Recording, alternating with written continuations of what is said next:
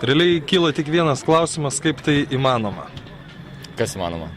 O taip, varžovai kuria momentus, kuria progas, o įvarčius mušat jūs. Mes pirmam kėlinį gal biškai sustingiai išėjom, bet per pertrauką pasidarėm išvadas, baigėsi skylės gynyboje, pasidarėm puolime atakų, susikūrėm progą ir įmušėm įvarčius. Tai nieko čia neįmanoma, aš manau. O tai kokios čia tos išvados ir buvo?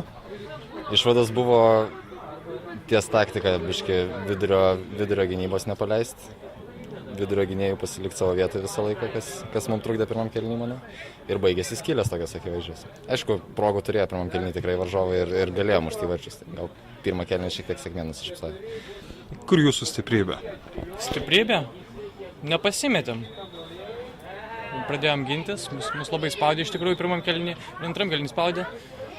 Apsigynėm, stovėjom visi savo vietose ir galiausiai įmušėm įvarčius. Lengviau jums taip, kada reikia žaisti antrų numerių ir bėgti kontratakas? Kaip suprasti antrų numerių? Taip, kad ginatės ir iš gynybos... Kontratakos, jo. Lengva mums tai žaisti. Ta prasme, ar taip geriau žaisti, ar jums kontroliuoti žaidimą ir tiesiog... Aš manau, labai nuo varžovo priklauso šiuo atveju. Mes šiandien nusiteikę pakovoti, žinom, kad tikrai nebus lengva. Varžovas tikrai lygiavertis ir tiesiog gal reikėjo apsiuostyti pirmą kėlinį. Nenorėjom nubėgti per tolį į priekį ir tas apsiuostimas šiek tiek, sakau, mūsų stingdė ir sukūrė varžovam progą. Antram kėlinį nusprendėm nebebijoti ir eiti į priekį.